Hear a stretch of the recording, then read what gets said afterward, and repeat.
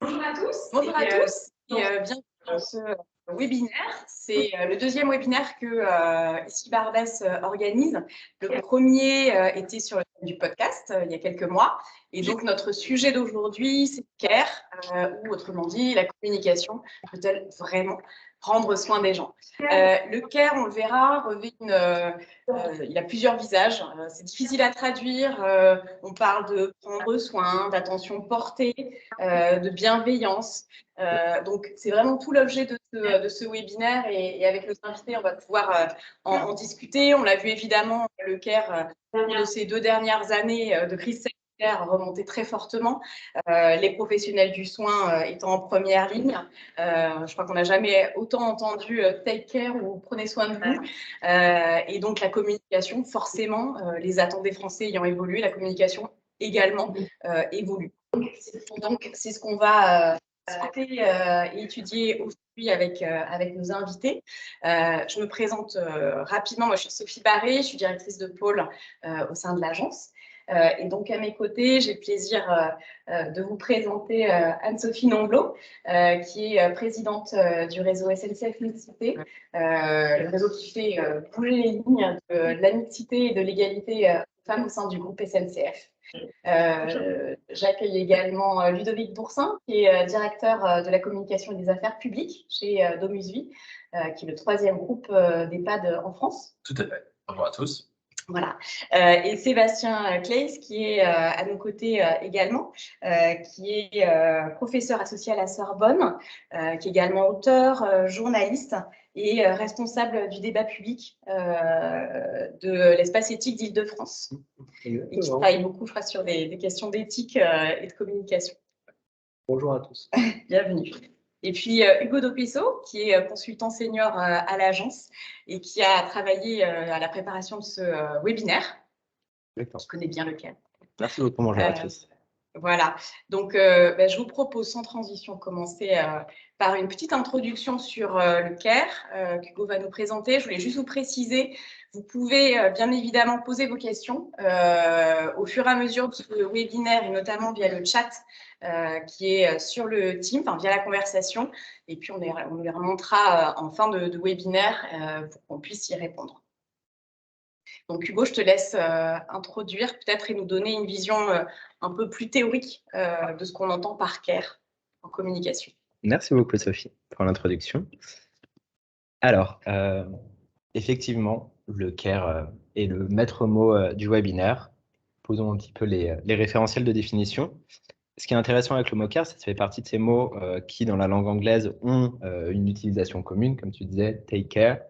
Donc, on parle de l'attention qui est portée aux autres. Ce qui est intéressant aussi, c'est qu'il y a toute une réflexion éthique qui s'est portée autour de ce mot. On parle d'éthique du care, on peut traduire par éthique de la sollicitude en français, même si le mot care recouvre d'autres sens. L'idée de l'éthique du care, c'est de placer dans les actions et dans les choix individuels la possibilité de prêter attention à l'autre. Donc finalement, on parle de soins, on parle d'attention, on parle de considération. On a besoin d'une multitude de termes français pour recouvrir un terme qui a à la fois un sens commun et une vision un peu plus philosophique, on va dire. Cette éthique de la sollicitude, effectivement, elle vient d'une réflexion plus générale qui appelle à la philosophie, au sens social, à la psychologie. Nous, ce qu'on a voulu observer, c'est aussi de voir comment elle s'est propagée à l'inverse dans le langage commun en France et dans la langue française. Et notamment, une des terminologies qu'on retrouve le plus régulièrement, c'est celle des métiers du care. Les métiers du soin, les métiers de l'éducation, les métiers de l'attention. Alors, assez logiquement, on pourrait ne pas s'étonner de ne pas trouver les métiers de la communication dans les métiers du care. Nous, ce qui nous a assez intéressé, c'est de se dire, finalement, pourquoi définir certains métiers comme étant ceux du prendre soin et pas l'ensemble des métiers? Pourquoi ne pas faire du care une possibilité de levier de transformation de ces métiers en intégrant cette idée du prendre soin? Et ce que nous a mis la puce à l'oreille, c'est l'étymologie du mot care. Alors, si on remonte très originellement, on a une racine proto-européenne qui est guerre, c'est la voix, l'exclamation. Donc finalement, care, c'est s'exprimer. C'est, alors, dans certaines traductions aussi, crier, mais finalement, c'est prendre la parole Et cette connexion entre le prendre soin et la manière de s'exprimer, finalement, c'est ce qui nous a permis aussi de faire un petit peu ce lien entre nos métiers de la communication et la possibilité de considération de l'autre. Quand on parlait de ce cheminement du terme de care, on a donc l'ouvrage fondateur de Carol Gilligan, qui est une voix différente, qui pose cette éthique du care, mais on voit aussi que dans tous les aspects du débat public, ce terme a été repris, par exemple en politique avec Martine Aubry et la Société du care, avec Cynthia Fleury, qui est notamment une grande représentante de l'éthique en France, et toute une réflexion qu'il y a sur cette idée de redonner aux soins, alors, la terminologie de soins est assez intéressante, redonner aux soins une place centrale au débat public. Cette place centrale, évidemment, elle est encore plus importante au sortir de la pandémie de Covid, au sortir de tous les débats qu'on a pu avoir sur le sanitaire, sur le lien avec la famille, sur la proximité sociale et le lien social. Et l'agence a conduit avec occurrence une étude qui s'appelle le portrait des Français post-Covid. Et alors, pour ne garder que 2 informations, on observe d'abord un impact assez frappant sur la confiance qu'ont les Français à l'égard de grands émetteurs, des médias, des institutions, même des réseaux sociaux. Et à cette perte de confiance, on voit aussi de nouvelles aspirations émerger. Et quand on propose une liste de grands comportements nouvellement adoptés par les Français au travers de cette période, les 2 premiers éléments sont prendre soin de soi et prendre soin des autres, très largement, à plus de 3/4 des Français. Donc on voit que cette considération, au-delà même d'infuser le débat public, elle est profondément ancrée dans les inspirations des citoyens français et donc de ce qu'on peut appeler nos cibles, mais qui restent avant tout des individus avec leurs identités, avec leurs préoccupations. Et dans les métiers de la communication, évidemment, le premier élément, c'est de connaître sa cible, de connaître ses aspirations. Alors, évidemment, certaines marques ont fait preuve de grande créativité pour intégrer ça. On n'a pas voulu faire un benchmark extrêmement exhaustif, mais l'idée ici, c'était de pointer cette montée en force de la communication du care au travers de différents éléments. On peut avoir des actions concrètes, comme par exemple Burger King qui offrait 1 kilo de pommes de terre à tous ses clients lors du premier confinement où les agriculteurs ne pouvaient pas écouler leur stock. On a des actions de communication comme le sachet de baguettes pour nous toutes.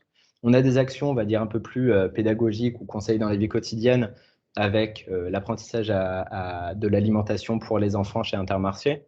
La digitalisation du coaching en sport que Decathlon avait mis en place là aussi au premier confinement, ou encore des dispositifs qui sont déployés comme Flex, où là, la communication va intervenir en entreprise pour apporter les moyens, mais des moyens concrets, pas seulement des mots, des actions, des dispositifs, des supports qui vont aider dans l'entreprise à pouvoir faciliter la vie des collaborateurs. Donc finalement, on a des indicateurs qui sont au-delà simplement du discours, qui sont au-delà de la vision de la communication, qui est une nouvelle manière d'exercer le métier, et ce, que ça soit à destination des consommateurs, à destination des employés, ressources humaines et marque employeur, ou même dans un discours plus corporate, où les entreprises, en communiquant aussi, réinventent leur contribution à la société. Très bien. Merci beaucoup, Hugo. Donc, effectivement, on le voit de plus en plus un passage de ce qu'on a longtemps appelé, en tout cas, il y avait les love brands depuis au moins 20 ans. Et là, on voit émerger petit à petit des care brands. Effectivement, le care remonter de plus en plus en communication. On le voit aussi au sein de, en tout cas, nous, c'est une approche qui nous est chère au sein de l'agence de par son positionnement sur la science des gens. C'est pas surprenant dans la mesure où la communication est une science humaine avant tout. Donc on va, si vous le voulez bien, en discuter. Je vous propose d'avoir un premier point qui sera sur justement comment est-ce qu'on peut intégrer le care en communication, quelle est votre définition du care à chacun. On aura un deuxième point où on rentrera un peu plus dans le détail des indicateurs d'efficacité, des moyens dont on peut doter cette communication pour prendre soin des gens. Et puis enfin, une conclusion où on ira jusqu'à se dire, mais sans care, finalement, est-ce que la réputation d'une marque ou d'une entreprise n'est pas en jeu ? Donc, voilà, pour répondre à la question, qu'est-ce que le CARE en communication? Alors, on se dit, est-ce que c'est intégrer de l'émotion? Est-ce que c'est parler de valeurs? Est-ce que une stratégie nudge peut être à l'appui? Est-ce que c'est intégrer les cibles aussi de manière plus resserrée dans la démarche? Sébastien Claes, de votre côté, donc vous avez beaucoup travaillé sur l'éthique, celle de l'attention notamment, y compris en convoquant Proust et sa Madeleine. Donc comment est-ce que la communication intègre-t-elle, selon vous, cette notion de care? Eh bien, on le voit. Merci pour la question. D'abord, on le voit ici sur les exemples. Je ne sais pas s'ils s'affichent encore en ligne. Sport à la maison, contre les violences conjugales, etc. On voit que d'un certain point de vue, la communication, elle peut se donner pour objectif d'améliorer le bien-être ou d'améliorer certaines pratiques sociales, etc. C'est intéressant. On a vu pendant la crise sanitaire que ça avait un rôle très important. On le voit en santé publique de manière générale, sur le tabac, la consommation de fruits et légumes, on peut même penser aux accidents de voiture, ne pas boire au volant, etc. On a vu pendant la crise sanitaire, il y avait déjà un rapport de l'OMS qui a été sorti en 2018 sur le sujet de la communication en période de crise, de manière beaucoup plus globale qu'une crise sanitaire, qui montrait qu'une communication ciblée auprès de personnes pendant une crise, de groupes de personnes dans une langue, en leur parlant dans leur langue, etc. Quand on parle de pays qui ont beaucoup de langues, comme en Inde par exemple, ou dans certains pays africains, permet énormément d'améliorer le quotidien des gens et leur réaction face à une crise. Donc ça, c'est un objectif de la communication. Mais au-delà de ça, je pense qu'il faut voir aussi la communication comme quelque chose qui couvre un terrain beaucoup plus important. C'est-à-dire là, on voit la communication comme un moyen, avoir la meilleure communication possible pour que nos concitoyens fument moins, boivent moins, ou voilà, on se donne un objectif et puis on essaye de communiquer le mieux possible pour ça. Mais je pense que la communication en elle-même est en quelque sorte une fin en soi. C'est-à-dire que la communication en elle-même peut faire du bien ou peut faire du mal. Et ça, on l'a vu aussi pendant la crise sanitaire. Il y a un sondage qui est sorti, qui a été réalisé par Via Voice pour les Assises internationales du journalisme à Tours l'an dernier, qui montre que de nombreux Français ont trouvé, une majorité d'ailleurs, ont trouvé la communication sur le Covid dans les médias anxiogène, excessive, catastrophiste, inquiétante, et que finalement, en quelque sorte, ce mode de communication leur a fait du mal en plus de la crise sanitaire. Donc, les objectifs des médias étaient peut-être louables, mais le moyen de communiquer en lui-même, finalement, produisait une difficulté, une anxiété. Et donc, je pense qu'il faut savoir penser le fait que la communication en elle-même a un effet sur les gens par les moyens qui sont utilisés, quoi. Et là, on le voit bien par le fait que, encore une fois, on peut s'appuyer sur la crise sanitaire, que la communication, c'est une clé de la reliance sociale, de la manière dont les personnes se relient à l'ensemble de la société. Peut-être que c'est moins le cas maintenant, mais on le voyait beaucoup avec le JT de 20 heures. C'était un moment de reliance, c'est le moment où on se relie à l'ensemble de la société, on crée l'opinion publique, on réfléchit, on voit, tiens, de quoi on parle en ce moment. C'est aussi un moyen finalement de se constituer en tant qu'individu. C'est une fonction presque ontologique de la communication. C'est de quelle manière est-ce qu'on représente le groupe social auquel j'appartiens dans des séries télé, dans la manière dont on en parle au journal télé, dans les émissions. Voilà, dans le domaine du handicap ou des minorités sexuelles, on le voit très bien. Ça, c'est très important de prendre ça en compte. Et puis, on voit aussi un rôle pratique de la communication. Et ça, effectivement, le rôle pratique, c'est ce qu'on a vu ici, sport à la maison, les bons légumes, etc. Mais je pense qu'on ne peut pas penser le care dans la communication si on ne pense pas le rôle social et le rôle de construction individuelle aussi qui se joue dans la communication. Et c'est là, je pense, en tant que communicant, qu'on a une grande responsabilité vis-à-vis des personnes auprès desquelles on communique.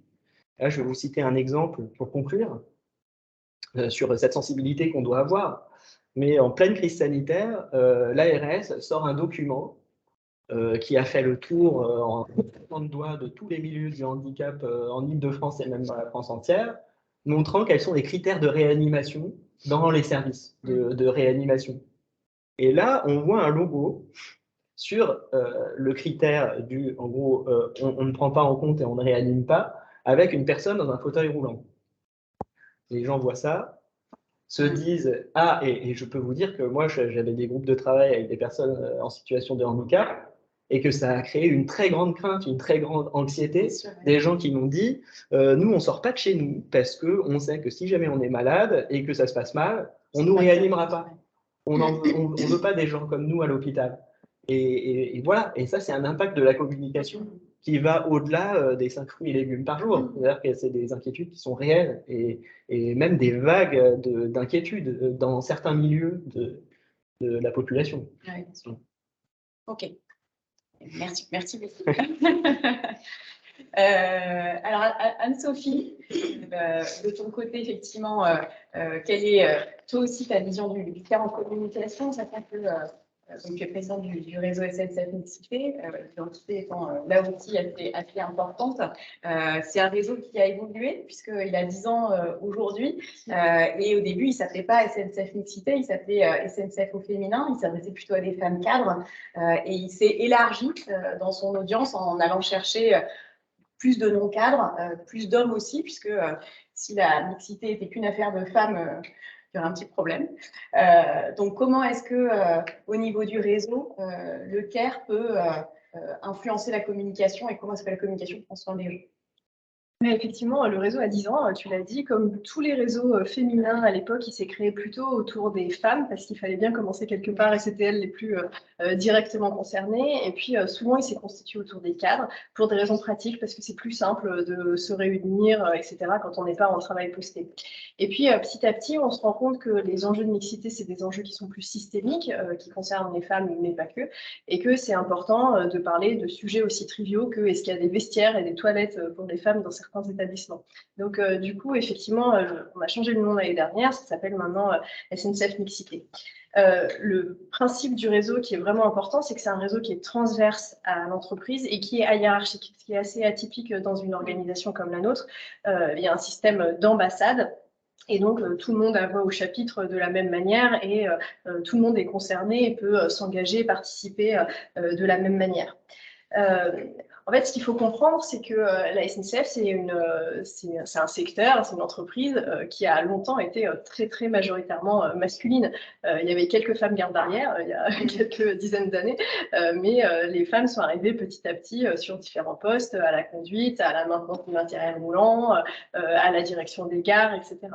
Et du coup, ça a posé à chaque fois des questions qu'on ne se posait pas jusque-là, où on s'est dit, par exemple, les tenues. Donc, je ne sais pas si vous voyez les personnes qui sont en orange plus haut sur les voies, ces tenues, jusqu'à il y a quelques années, elles n'existaient qu'en version masculine, en fait, tout simplement parce qu'il n'y avait pas de femmes sur ces métiers-là. Donc, savoir si elles avaient un pantalon à leur taille, ce n'était pas tellement la question, quoi.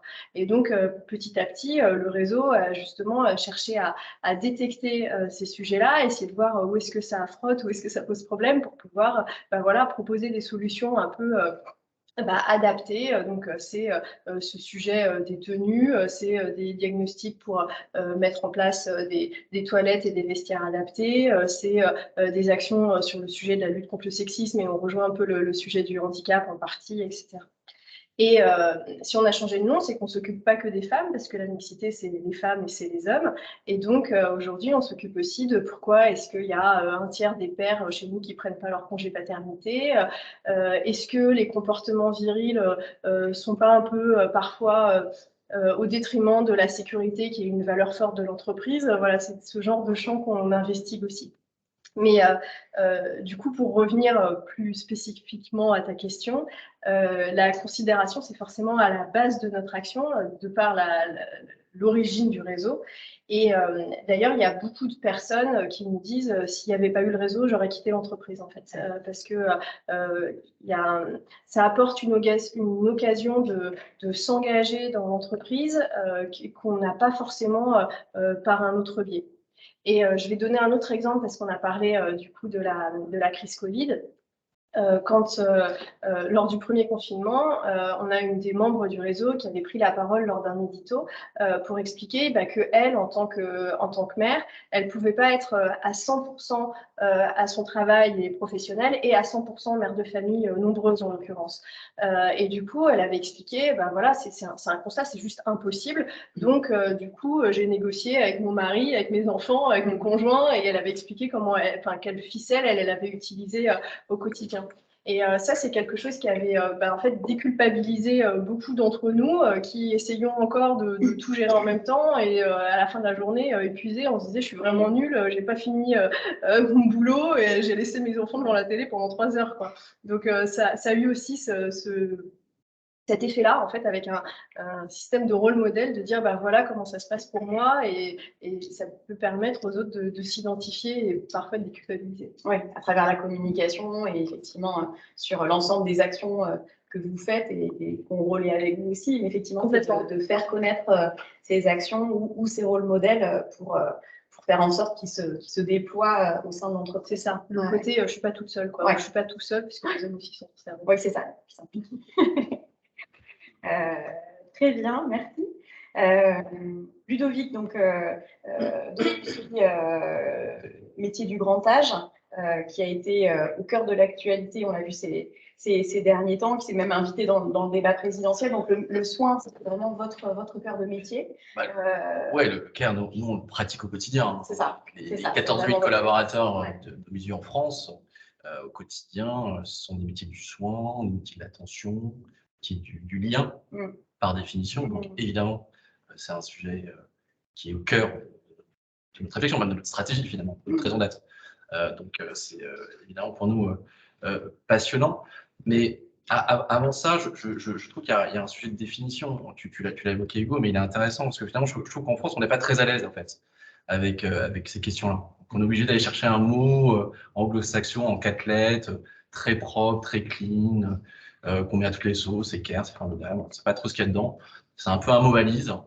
Moi, ça me fait un peu rappeler Samuel Lucas, vous savez, ma chèque, il est tout dedans, on ne sait pas trop ce qu'il y a dedans, et puis hop, voilà, et ça convient à tout le monde. En France, on a bien des secteurs très normés. Alors, il y a le secteur de la télécommunication, en particulier le métier de la communication et du marketing, du tourisme, etc. Mais voilà, donc on ne sait pas. C'est les métiers du care.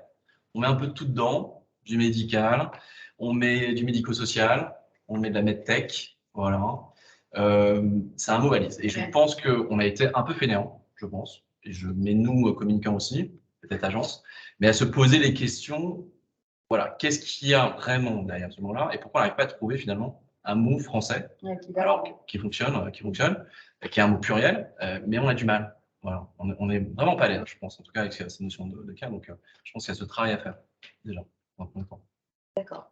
Voilà, parce que comme disait Camille, les choses qui sont mal nommées, forcément, ça rajoute au malheur, au monde, on la connaît cette phrase, mais je pense qu'elle est vraiment vraie sur notre sujet-là. Il faut qu'on se pose avec des chercheurs, des sociologues, avec des agences, avec nous, hommes et femmes de communication, quelle est la définition et pourquoi on arrive à trouver un mot, je pense, français, en tout cas européen. Je crois vraiment qu'on a un problème avec ce mot-là, très clairement. Ok. Et donc, si on arrive à la définir ensuite, comment est-ce que cette communication peut prendre soin, à ton avis je pense qu'il y a quelque chose de fondamental, c'est d'abord un discours en tout cas sur le métier de communication de preuve. C'est-à-dire que s'il n'y a pas ce travail qui est fait au sein d'entreprise, ça n'a pas de sens, très clairement. Donc concrètement, pour donner un peu concret pour les gens qui nous écoutent, au sein du groupe de Mesure, on a un programme de ressources humaines qui s'appelle, et on travaille avec vous d'ailleurs à l'origine de ce concept, Petite et Grande Attention, qui est un vrai programme RH à destination des femmes et des hommes collaborateurs, qui va au-delà de la rémunération. Comment on peut prendre soin de nos collaborateurs qui ont vécu 2 années incroyables, il faut quand même dire, s'il y a certains métiers qui étaient en première ligne, nos métiers du médico-social étaient vraiment en première ligne. Ça a permis de nourrir, après, si on est plus sur l'aspect communication, la marque employeur. Ça, c'est intéressant parce que c'est devenu une signature. On a travaillé encore une fois avec vous. Et c'est là où je pense qu'on met la valeur ajoutée, l'intelligence, en tout cas, dans le discours pour l'émetteur, lorsqu'on a ce discours de preuve qui se rejaillit après sur une communication. On voit un peu l'effet d'aubaine là quand même, hein, du coup, sur le côté Burger King et d'autres marques de surfer sur une mode.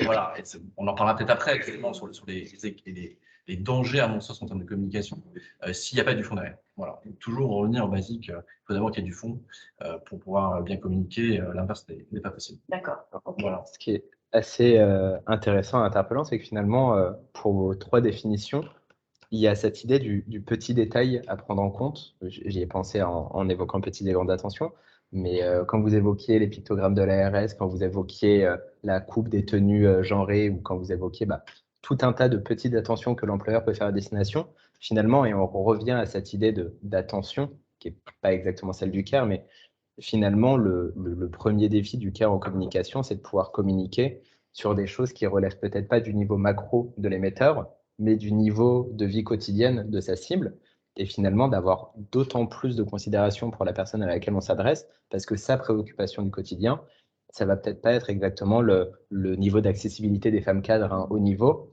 mais est-ce que moi, en tant que femme sur le terrain, je vais avoir ce dont j'ai besoin pour bien faire mon métier? Et surtout, est-ce que l'émetteur, au-delà de communiquer, je prends votre exemple, Anne-Sophie, au-delà de communiquer sur la mixité d'un point de vue corporate, va communiquer auprès de moi sur mes attentes spécifiquement? C'est peut-être ce renversement un petit peu de la chaîne de réflexion. Je vais aller plus loin, on n'est pas toujours obligé de communiquer sur tout. On peut faire les choses aussi sans communiquer.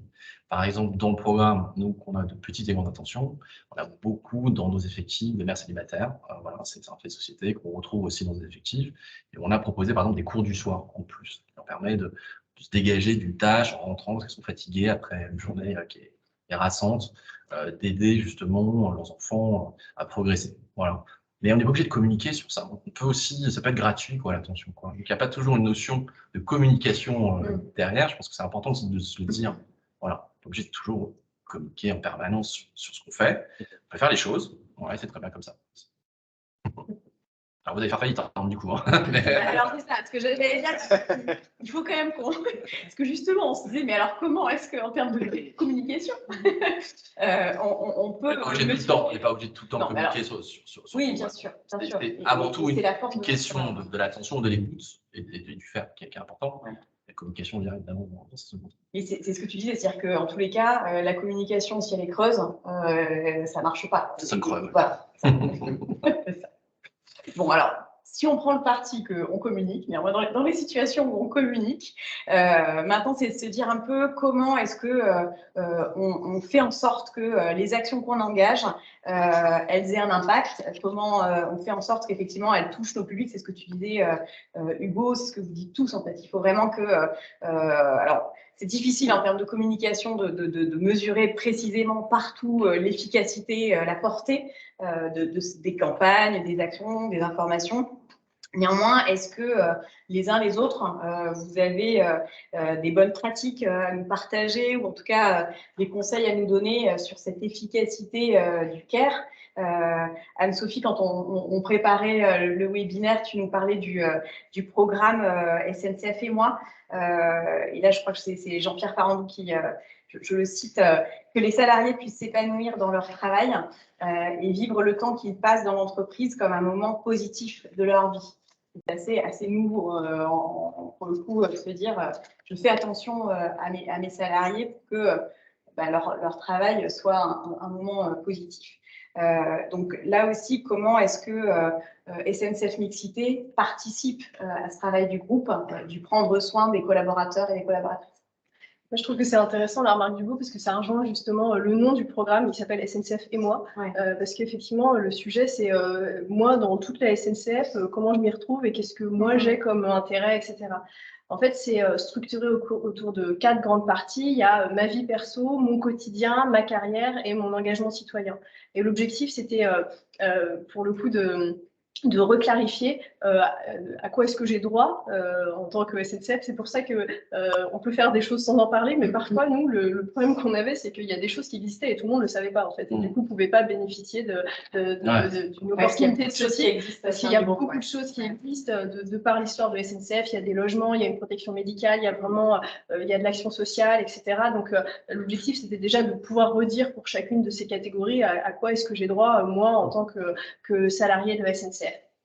Et puis, il y a des chantiers, donc il y a 13 chantiers par rapport à ça pour pouvoir aussi créer des nouvelles opportunités. Donc, ça peut être sur du mécénat de compétences, sur du logement, etc.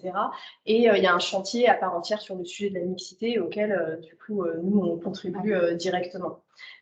Jean-Pierre Farandou, tu l'as cité tout à l'heure, il a dit aussi on a tous le droit d'avoir un bon chef. C'est une formule qui m'a bien plu et qui correspond aussi à cette démarche de dire finalement qu'est-ce qu'on attend d'un chef et du coup qu'est-ce qu'on attend des managers au sein du groupe. Et nous, ça nous donne l'occasion de travailler sur le sujet d'inclusion, de lutte contre le sexisme, etc.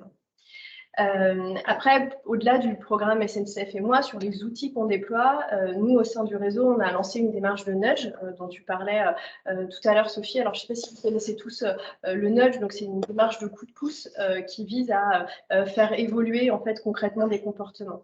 Et nous, notre problématique, c'était de se dire comment justement est-ce que dans le réseau, on inclut plus d'hommes et plus d'agents de maîtrise et d'exécution, parce qu'on avait beaucoup de cadres qui étaient concernés par le réseau.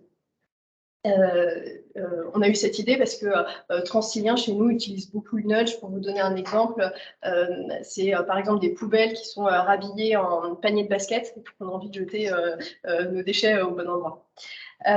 Et donc, cette démarche de nudge, ça nous a donné l'occasion, donc évidemment, d'aller interroger les non-membres du réseau pour comprendre un peu pourquoi ils ne l'étaient pas et qu'est-ce qui leur donne envie d'y adhérer. Et ça nous a permis de mettre en place un plan d'action très concret, type un compteur de membres, la simplification du processus d'inscription, du street marketing qu'on est en train de préparer ensemble, etc. Et puis, pour finir sur le sujet des outils, il y a un point qui est vraiment très important, c'est que le réseau, comme son nom l'indique, c'est un réseau, et donc il est constitué d'ambassades. Donc, il y a des ambassades par métier et des ambassades territoriales dans chacune des régions de France. On a une trentaine d'ambassades du coup au total, et du coup il y a une vraie proximité géographique qui font que la plupart des personnes qui travaillent connaissent au moins un ambassadeur ou une ambassadrice qui n'est pas très loin, avec qui ils ont déjà travaillé, etc. Et il y a des sujets comme le sujet de la lutte contre le sexisme ou de la lutte contre le harcèlement, etc., où c'est hyper important. Parce qu'il y a beaucoup de personnes qui ne savent pas forcément trop à qui s'adresser, qui ne savent pas trop par où commencer, ni qualifier ce qui leur est arrivé. Et du coup, le fait d'avoir quelqu'un à proximité pour leur dire voilà, mon chef me drague, je ne sais pas trop quoi faire, est-ce que c'est normal, qu'est-ce que je fais quoi, concrètement, le fait d'avoir une collègue à côté qui connaît un peu le sujet, ça peut permettre d'orienter, etc. Le réseau, c'est aussi quelque chose sur lequel vous travaillez beaucoup. Enfin, en tout cas, il y a au niveau de Domusvie beaucoup de résidences partout en France, à l'étranger aussi. Oui, nous, c'est propre à notre modèle. On a un modèle très décentralisé. On est présent dans 261 communes de France. Par définition, on n'a pas, comme dans d'autres secteurs d'activité, un siège ou un endroit de production. En fait, nous, on le fait proche des gens. Et finalement, les personnes âgées, elles sont partout en France, donc c'est sur l'ensemble du territoire. Donc, évidemment, ce maillage, cette décentralisation, cette autonomie, en fait, aussi, ce qui est très important, parce que recherche, on est plutôt un peu sur la dimension ressources humaines, c'est-à-dire de fixer les cadres, mais dans ce cadre-là, on a l'autonomie de prendre les décisions. On l'a vu avec l'actualité récente, que c'était quelque chose de très important. En tout cas, chez nous, c'est l'ADN même de Domusvie par son histoire et par son fonctionnement. Mais peut-être, on a parlé des définitions, et je crois qu'une des questions, c'était comment le CARE peut prendre soin finalement vis-à-vis de ces cibles. Moi, je voulais revenir sur l'enquête qui est sortie en JDD il y a quelques semaines de ça, et c'était assez rare d'ailleurs que JDD fasse sa une sur ce phénomène, c'est sur le phénomène des invisibles. C'est une enquête qui a été menée par Occurrence, que vous connaissez bien ici, et qui était remarquable sur le fond et sur la forme. Alors, elle nous dit beaucoup de choses. Cette enquête, vous savez, les invisibles, c'est finalement ces femmes et hommes qui travaillent mais qu'on ne voit plus, qui les hommes et les femmes de ménage qui viennent très tôt le matin, mais qu'on ne croise jamais dans les couloirs, par exemple. Ce sont ces auxiliaires de vie qu'on en a chez nous, puisqu'on fait du service à domicile, qu'on ne croise jamais parce qu'ils n'ont pas de bureau. Donc, voilà, c'est des temps comme ça de passage. Et finalement, ce que dit l'enquête, c'est que à la fois, ces invisibles, on ne les voit pas, et pourtant, ils font fonctionner la France, ils sont très importants, mais on ne les entend pas aussi. Et ce que disait l'enquête, et je crois qu'on a mis le slide là à l'écran, c'est extrêmement intéressant, c'est qu'il y a un des chiffres qui est marquant dans cette étude, c'est que plus de 40% finalement de ces travailleurs ne comprennent pas toujours la signification de ce qu'ils disent. Voilà. C'est considérable, c'est quasiment la moitié. Et donc je pense qu'il faut revenir au basique. Une des premières vertus, en tout cas, du CARE, c'est une communication qui est comprise par les gens. Voilà. Et ça, des fois, on a tendance à l'oublier. Et dans certains secteurs d'activité, par exemple dans le tertiaire, où il y a une population immigrée qui est très très forte, par exemple, on est obligé de passer par exemple par la bande dessinée, parce qu'il y a des problèmes de lecture. Ouais, donc exactement. Donc je pense que la première chose qu'on demande à une communication qui prend soin des autres, c'est une communication qui est comprise, tout simplement, voilà, par les autres. Et ça, je pense qu'il faut, dans nos métiers, en tout cas, lorsqu'on s'adresse à nos collaborateurs, mais aussi à nos clients parfois, il faut qu'on se le rende. Parce que ce que dit cette étude, c'est que sur certains secteurs, il y a 41% de gens qui ne comprennent pas tout, en tout cas, de ce qu'on dit. Et dans cette étude, il y a une chose qui est très intéressante que j'ai appris, c'est qu'en fait, le langage est classé de A à C, alors A1, C2, etc. Et en fait, l'émission, c'est-à-dire l'ensemble de production qu'on fait vis-à-vis des clients, vis-à-vis des collaborateurs, on est plutôt sur du C2, donc quelque chose d'assez technique, assez pointu. Ouais. Et en fait, nos collaborateurs sont plutôt sur du B2. Donc, il y a un décalage énorme, énorme. Donc, une communication qui prend soin des autres, c'est une communication qui est simple et qui est déjà comprise, tout simplement, vis-à-vis des gens à qui on s'adresse. Voilà. Donc, ça, c'est quand même, je pense, clé de ce regard. Ouais. Et c'est ce que vous disiez, Sébastien, aussi, en disant effectivement cette vertu de s'intéresser à ce que les gens perçoivent, à leurs besoins. Est-ce que, de ce point de vue-là, effectivement, la crise sanitaire a été un révélateur un peu plus fort de cette montée du CARE en communication? Est-ce qu'il y a des bonnes pratiques Merci beaucoup. C'est fini. Je suis complètement d'accord avec vous. Je pense qu'il faut savoir traduire ou simplifier certaines communications. On parle du facile à lire et à comprendre, mais aussi il y a beaucoup d'associations comme Santé BD, par exemple, qui parlent de santé, mais sous forme de bande dessinée. Ça peut être à la fois pour les enfants, pour les personnes en situation de handicap, pour tout le monde, finalement. Qu'est-ce qui se passe quand j'arrive à l'hôpital, qu'est-ce qui se passe, etc. Il y a énormément de fiches et elles sont très bien faites. Je vous recommande, comme ça, pour voir un exemple de communication qui joue beaucoup sur le CARE, d'aller voir Santé BD. Et puis ensuite, pour évaluer finalement l'efficacité d'une communication sur le CARE, je ne sais pas si on peut parler en termes d'efficacité. Je pensais en vous écoutant effectivement à la phrase de Freud en disant que l'analyse, c'est un métier impossible, parce que qu'est-ce que c'est qu'une bonne analyse? Et qu'est-ce que c'est qu'un bon prof? Et voilà, c'est pareil. Il y a aussi dans les métiers impossibles, qu'est-ce que c'est qu'un bon prof? Qu'est-ce que c'est qu'un bon manager? Et finalement, qu'est-ce que c'est qu'une communication qui fait du CARE? C'est quasiment inévaluable. C'est difficile en tout cas. Déjà qu'on n'arrive pas à définir le CARE. Voilà. Qu'est-ce qui fait que vous vous sentez heureux? C'est quoi le bonheur? On arrive dans ce type de définition multiple. Et donc, je pense qu'une des choses, c'est est-ce qu'on réussit à reprendre le contrôle sur son environnement ou à prendre conscience de son environnement ou à agir dans la société à travers ces actions de communication. Et c'est là que ce que vous faites est très intéressant parce qu'on est complètement dans l'empowerment ou les Québécois, ils appellent ça l'empouvoirment. C'est-à-dire en gros de se dire, ben voilà, quels sont les problèmes, comment on va les résoudre, on les identifie en commun et puis ensuite on trouve des solutions en commun. Et ça peut passer que par une autre forme de communication qui est une communication finalement intersubjective, quoi, dans le dialogue. Et c'est pour ça aussi que, si je parle de mon poste à l'espace éthique, mon poste à l'espace éthique, ça a commencé comme de la communication, et puis finalement, ça s'est orienté vers du débat public. Parce que il m'a semblé qu'en réalité, une communication à l'espace éthique, ça ne pouvait pas être descendant, c'était nécessairement horizontal, sous forme de débat, sous forme de dialogue. Et effectivement, c'est ce qui s'est passé, pour ce qui est des bonnes pratiques, en tout cas pendant la crise sanitaire. Par exemple, avec la Fédération française des diabétiques qui a ouvert 2 lignes d'écoute. Une ligne d'écoute par les pairs, c'est-à-dire d'autres personnes diabétiques qui ont donné des informations au jour le jour sur ce qu'il était possible de faire ou pas, les rendez-vous qui étaient annulés ou pas avec les médecins, les risques en fonction des types de diabète, les risques accrus à ce virus, et puis une ligne de psychologues, donc professionnels.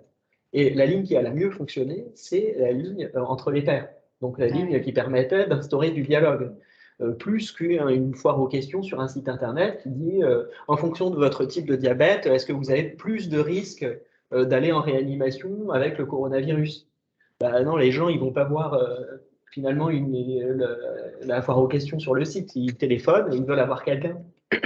Parce que avoir quelqu'un au téléphone, c'est aussi répondre à des angoisses, pouvoir partager avec quelqu'un qui est dans la même situation, qui comprend ce qu'on est en train de vivre, et puis peut-être parler un peu de sa vie comme ça pendant 2 minutes. C'est avoir un contact humain. Et je pense que ça a beaucoup compté dans cette crise. On a vu que la communication ne pouvait pas se faire auprès des personnes vulnérables sans avoir un contact humain. Ouais. Donc ça, c'est quelque chose que je retiens. Et c'est d'ailleurs le fameux retour du numéro vert, du coup, voilà, que le gouvernement a abondamment utilisé, ce besoin en tout cas d'avoir quelqu'un derrière le téléphone et pas uniquement des sites internet. Voilà, c'est aussi le retour du dialogue, du lien qui s'exprime, et donc ça change la façon dont on dit, la façon dont on le fait aussi. Et donc c'est la question que tu posais sur quel est l'impact finalement de ça, c'est qu'on n'utilise pas les mêmes méthodes de communication. Si on veut créer un dialogue, uniquement émettre mais pas avoir de réponse, créer une communauté de valeurs, ce sont à la fois des dispositifs, des mécaniques qu'on connaît, nous, professionnels de la communication, qui sont différents, et c'est là où on voit l'impact du care. Et je trouve ça plus intéressant presque que, si tu veux, de surfer juste avec des visuels qui vont surfer sur cet aspect-là. C'est le care aujourd'hui, ça sera demain autre chose. On l'a vu il y a 5 ans, c'est un autre thème. Mais réfléchir sur comment on fait passer les bons messages au bon moment, ça c'est plus intéressant, je trouve. Voilà. Et ça revient finalement à la question de la mesure. C'est-à-dire que, est-ce qu'une mesure toute simple, c'est juste pas savoir de savoir si est-ce que les gens ont compris finalement ce qu'on voulait dire. Voilà. Et je pense qu'on aura souvent pas mal de surprises dans nos métiers. Mais d'ailleurs, c'est ce qu'on se disait aussi lors de la préparation du séminaire, quand on parle du care en communication. Là, on a beaucoup parlé des supports de communication, de ce qui est émis, mais c'est aussi dans la méthode, que ce soit en interne ou dans la collaboration entre l'annonceur et l'agence. Finalement, il y a aussi cette démarche, là, il y a à peu près consensus de se dire, le care en communication, c'est d'abord écouter, c'est d'abord prendre en considération, et finalement, c'est aussi dans l'exercice même du métier, pas simplement dans le livrable, comme on dit, mais dans l'exercice du métier, de dire, finalement, je prends cette petite des grandes attentions, parce qu'il y a ça aussi, dans tout le dispositif autour duquel vous communiquez en interne, il y a aussi des dispositifs pour faire remonter l'information, et finalement, c'est fait partie de ces dispositifs de communication qui sont avant tout des dispositifs RH, mais qui s'auto-alimentent. Finalement, on communique sur la possibilité de pouvoir s'exprimer pour à nouveau avoir quelque chose de toujours plus pertinent sur lequel s'exprimer. Nous, ce qu'on voit dans le réseau, et un des programmes qui marche le mieux, c'est le programme de mentorat, en fait. Et ce qui est intéressant dans le programme de mentorat, c'est que souvent, les mentors sont presque encore plus contents que les personnes mentorées à la fin, parce qu'en fait, elles ont compris des choses de l'entreprise qu'elles n'arrivaient pas à toucher du doigt, en fait, avec des situations très concrètes de personnes qui leur disent, voilà, moi, concrètement, ce que je vis, et je ne sais pas trop comment m'y prendre, etc. À la fois, ça les valorise parce qu'elles ont le sentiment de progresser, etc., et de mieux comprendre certaines choses. Donc, on est effectivement aussi dans cette logique entre pairs qui fonctionne bien, en fait. Ok, très bien. Alors, si on veut aller à la dernière partie maintenant, et au-delà de l'efficacité, se disant, mais finalement, il faut que ce soit accessible, il faut qu'il y ait des preuves derrière, il faut effectivement que ce soit humain. Mais alors, et on le voit dans les entreprises, les marques, on voit de plus en plus parler de qualité de travail, de raison d'être, de responsabilité sociale de l'entreprise. Donc, est-ce que ce care, est-ce que se prendre soin, finalement, c'est pas devenu une obligation aujourd'hui?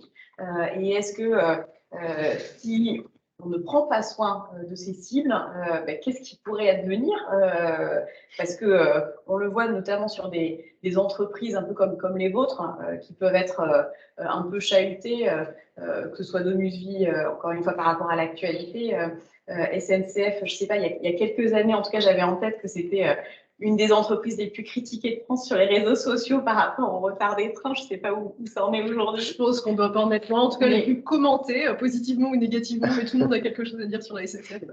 Mais voilà. Et donc est-ce que selon vous, se prendre soin aujourd'hui en 2022, est-ce que c'est un prérequis ou pas? Qu'en pensez-vous? Non, moi, je pense qu'il y a, en tout cas, il y a 2 écueils. Si on revient vraiment sur la communication autour du care. Le premier, ce serait de vraiment donner un coup de ripollin. Je sais que le mot est à la mode, mais de mettre du care un petit peu partout, à toutes les sauces, à toutes les phrases, sans preuve, justement, sans fond. Ouais. Et là, attention au retour de bâton, parce que il y avait le greenwashing, mais il y a son petit cousin qui arrive qui s'appelle le carewashing, qui, à mon avis, va faire très mal, et à juste titre. Donc, j'invite vraiment toutes les entreprises, en tout cas, qui rentrent dans cette démarche, vraiment de le faire pour de bonnes raisons, de le faire sérieusement et de prendre le temps avant de communiquer. Souvent, on fait l'inverse, on communique d'abord, ça revient le débat qu'on a eu tout à l'heure. D'abord, travailler sur le fond, sur ces questions-là, sur la raison d'être, c'est le plus important. Et puis, moi, je pense qu'il faut aussi, je vais être un peu provoque, mais il faut pas confondre le care et la calinothérapie. Voilà.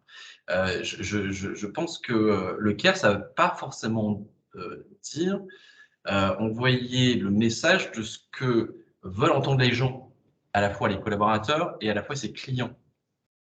Donc sinon, ça, je pense qu'on fait fausse route. Finalement, le care, c'est aussi avoir le courage de parler vrai. Et je pense qu'on disait quelle était finalement comment on prend soin au travers de sa communication. On l'a vu, c'est d'abord s'adresser avec le bon champ lexical pour que les gens comprennent, c'est la première chose. Et deuxièmement, c'est ce discours de vérité. Ouais. Voilà. Vous savez, on a l'habitude de dire qu'on rassure des enfants avec des histoires, et avec les adultes, on les informe.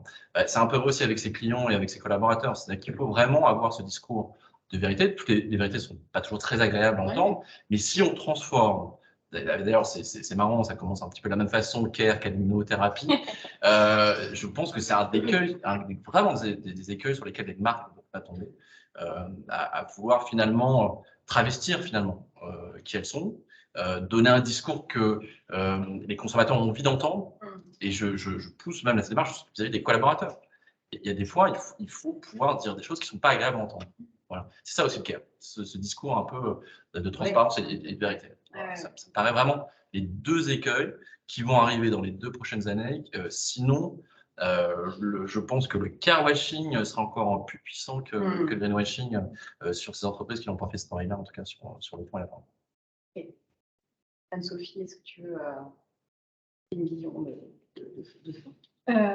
Oui, moi ce que je voudrais dire, c'est que chez nous, un des sujets clés, et on n'est clairement pas les seuls, c'est l'enjeu de RSE. Donc la mixité en fait partie, mais les sujets environnementaux, sociaux, etc.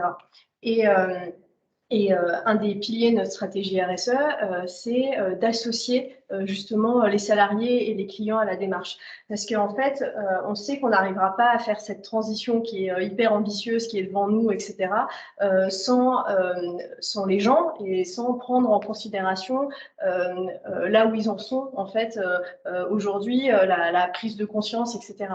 Et on sait que c'est pas simple avec notamment tous les phénomènes d'éco-anxiété, etc. On a parfois envie de se boucher les oreilles et de ne pas écouter ce qui va se passer par rapport à ça.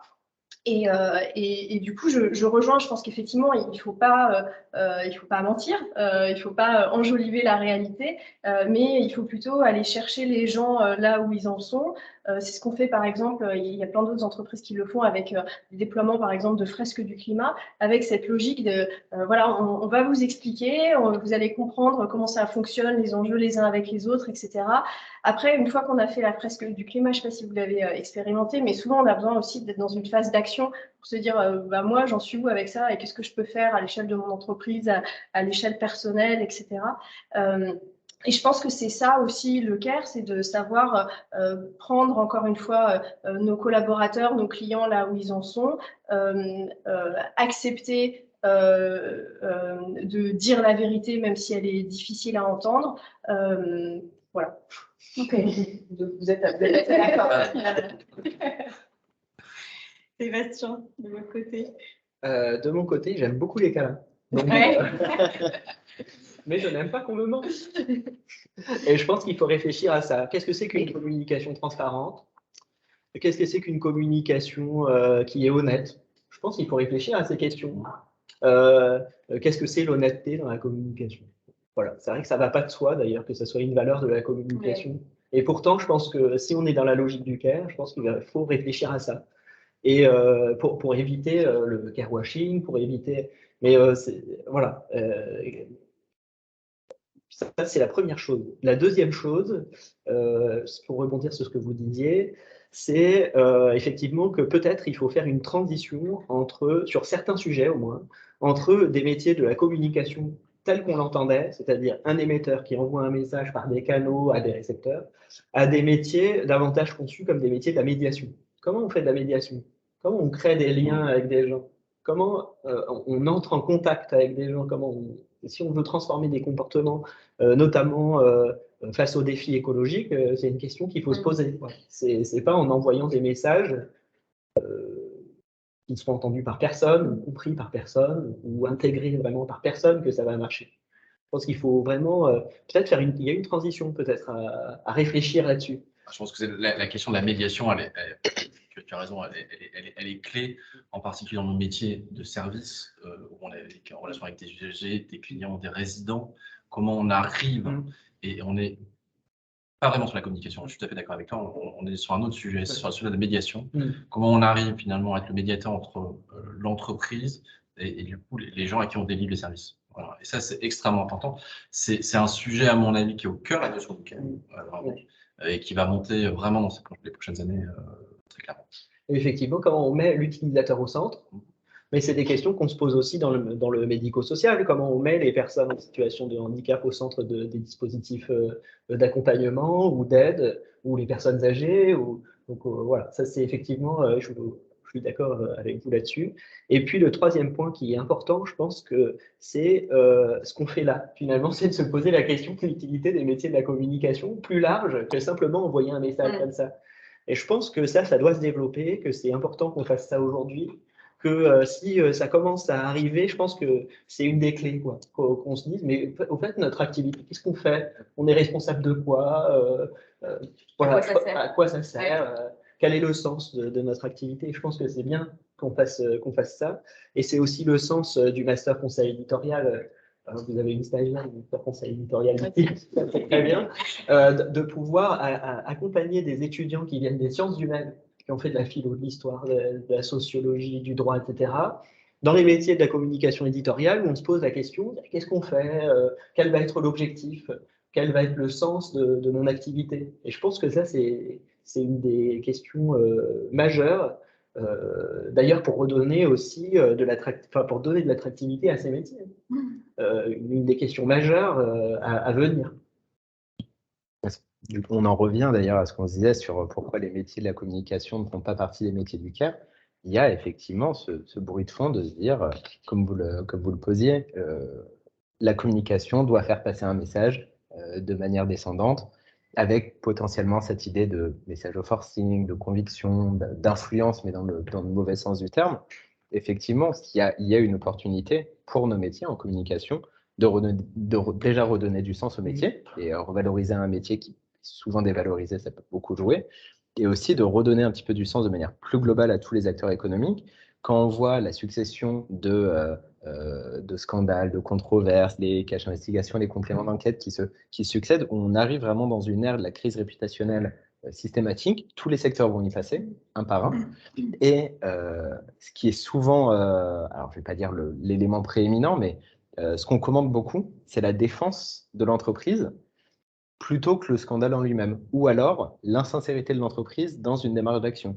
Par exemple, une entreprise qui aura pollué tel fleuve et qui va communiquer après en disant qu'elle a planté 3 arbres dans tel pays. Donc finalement, on est encore dans un stade où certaines entreprises n'ont pas encore pris le pouls de ce systématisme de la controverse et sont dans une communication sur le care. elles vont faire quelque chose qu'elles vont considérer être positif, dans une logique, mais c'était la logique RSE d'il y a 10 ou 20 ans. On a fait quelque chose de bien, on va communiquer de choses, on a fait un pas, on va communiquer là-dessus. Et finalement, là, la prise de conscience, quand on voit, je pense que Domusvi l'a vu de plus près, mais l'emballement que peut avoir une polémique, même quand ça ne concerne pas votre propre entreprise directement, je confirme. Finalement, en fait, les conversations vont très vite et c'est des conversations sur la communication. C'est pas tant est-ce qu'il y a des entreprises qui se comportent bien ou mal, mais c'est vraiment ce qu'on attend d'une entreprise aujourd'hui, c'est aussi qu'elle puisse se défendre en cas de controverse et se montrer sincère avec, pas les preuves qu'elle va s'engager à conduire sous la pression populaire, mais tout le background et l'historique de choses sur lesquelles elle n'avait peut-être pas forcément communiqué, mais qui démontrent d'autant plus sa sincérité. Absolument.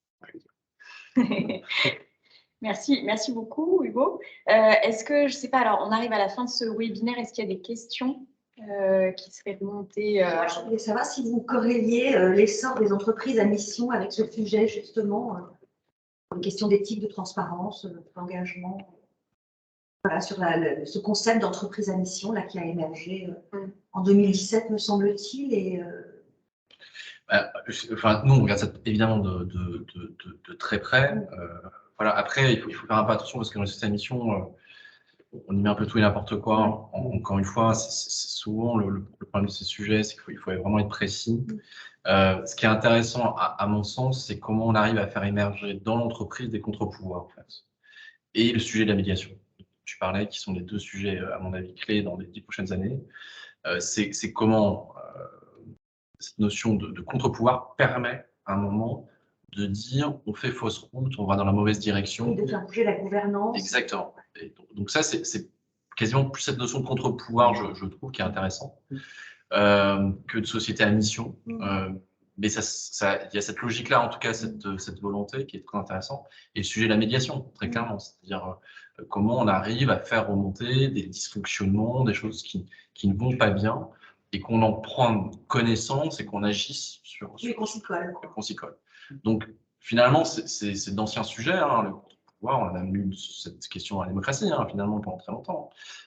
Finalement, on la retrouve finalement dans la gouvernance. D'ailleurs, c'est un mot qui est utilisé aussi bien en politique qu'en entreprise. C'est assez marrant, d'ailleurs, on parle de gouvernance, comme de gouvernement, voilà. Donc, finalement, ces questions-là, et je crois à la fois, plus globalement, même de contrat moral, comme on a pu passer à un moment dans la société avec ses collaborateurs, ses parties prenantes. Cette question de contre-pouvoir, elle est, à mon avis, dans les sociétés qui sont dans la modernité, qui vont faire la différence dans les 10 prochaines années. Et on le voit avec des modèles qui sont un peu différenciants, même de fonctionnement d'économie. Hein. On cite Patagonia, qui dans l'utilisation quand même de ses produits, qui incite ses consommateurs à ne pas racheter le produit, mais à le réparer.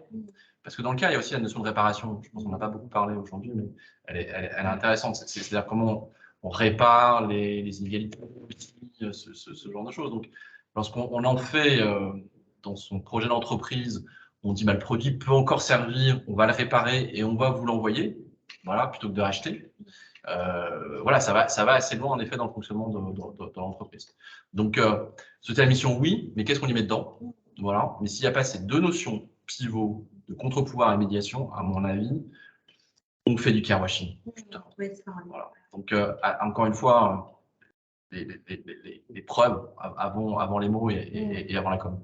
D'ailleurs, ce qui est intéressant dans le process d'entreprise à mission et qui va peut-être nous préserver justement de cette logique de carewashing, c'est qu'il y a des indicateurs et des engagements concrets en fait. Et nous, c'est une démarche qu'on est en train de faire côté SNCF. Donc, on a défini notre raison d'être, on a défini les indicateurs et là, sans être entreprise à mission, on les suit en marche à blanc pour essayer de se dire comment ça évolue, est-ce que cet indicateur, c'est le bon indicateur, etc.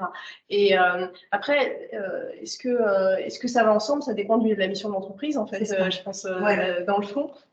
Mais en tout cas, moi, ce que je trouve très vertueux, c'est justement cette logique d'avoir des indicateurs concrets qui sont opposables à tout le monde, effectivement, à tous les contre-pouvoirs de l'entreprise et sur lesquels vraiment on peut se réunir et partager. Oui, c'est ça. Faire de base commune, en tout cas. Ouais. Ok. Est-ce que, je ne sais pas s'il y a d'autres sur le chat ou…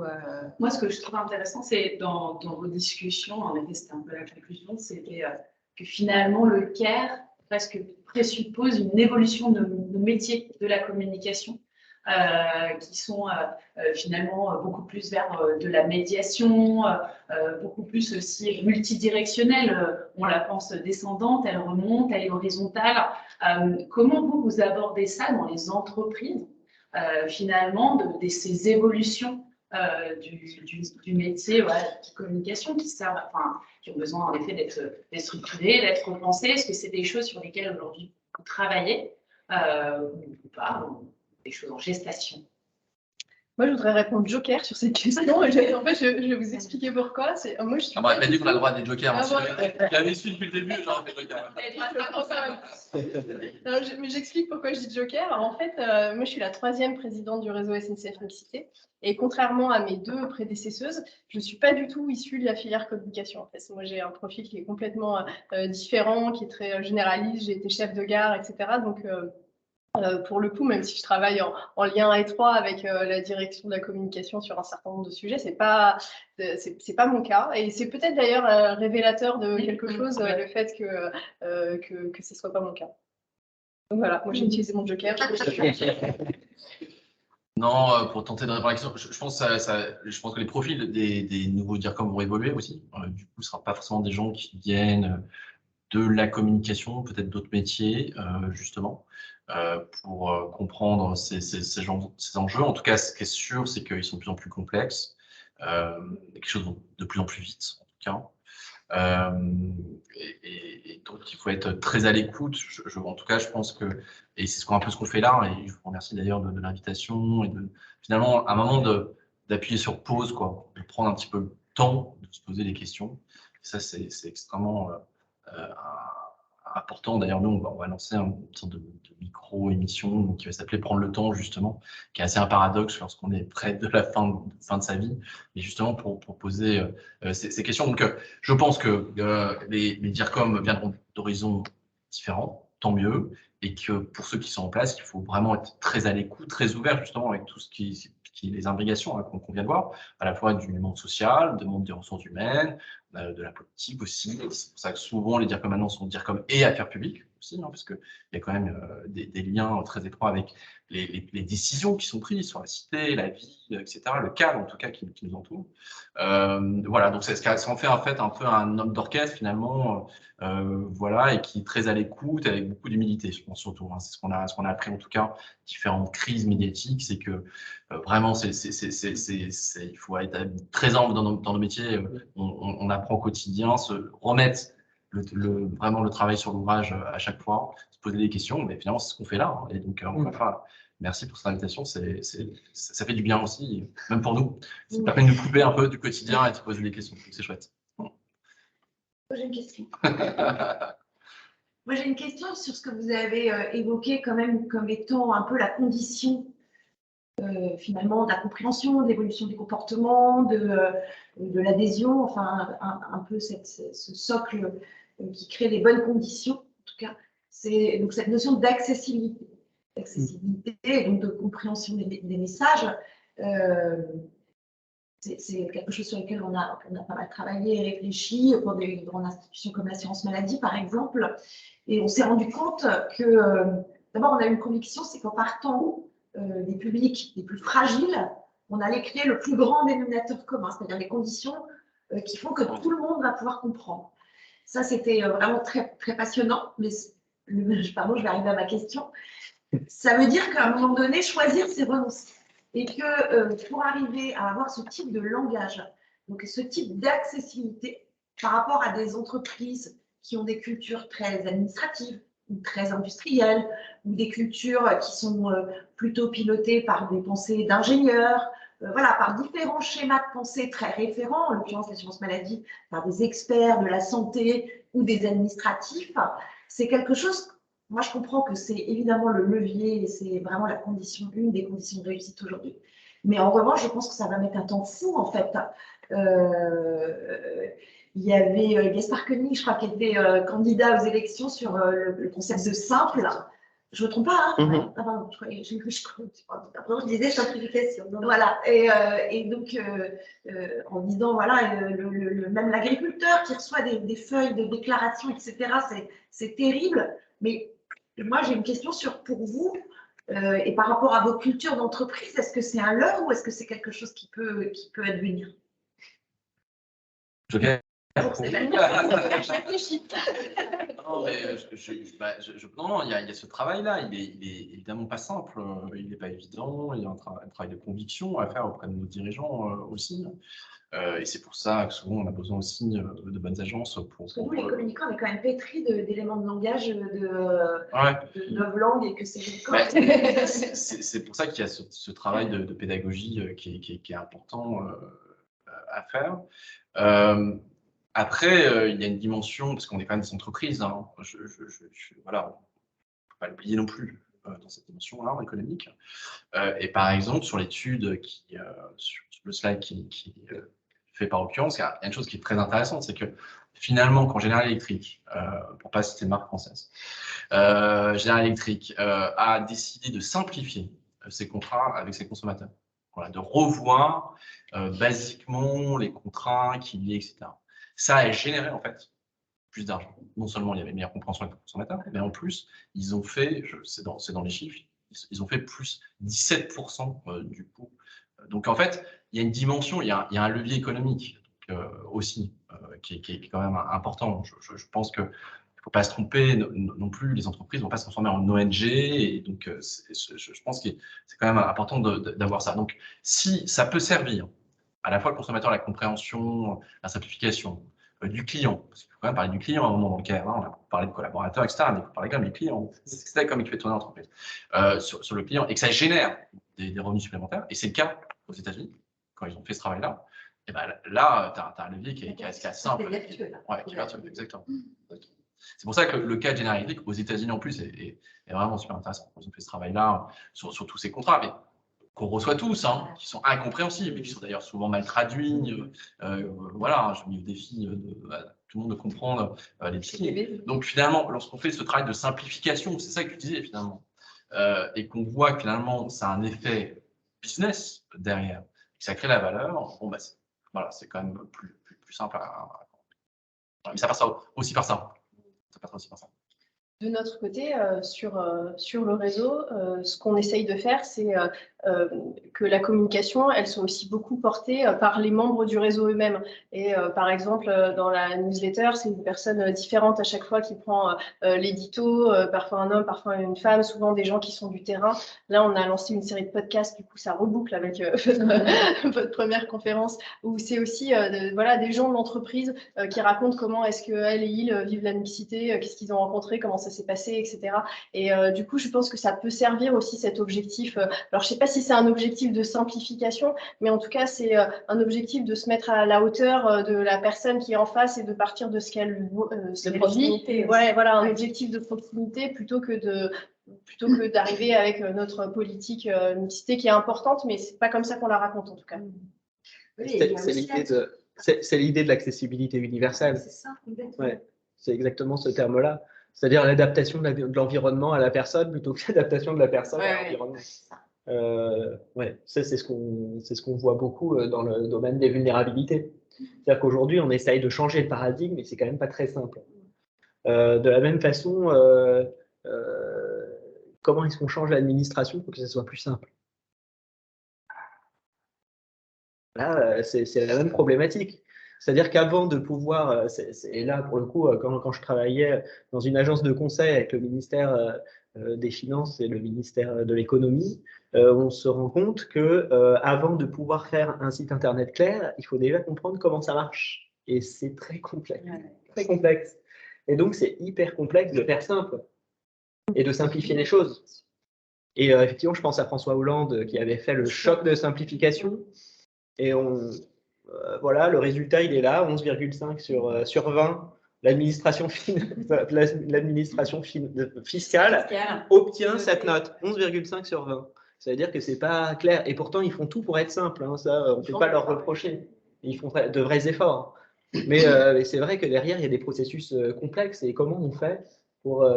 c'est le même problème. Enfin, c'est ce que je vois aussi si je fais un pont sur toutes les fractures numériques qu'on peut connaître avec les personnes dans le grand âge ou les personnes isolées. Comment est-ce qu'on fait pour adapter les services à ces personnes, pour amener les services à ces personnes.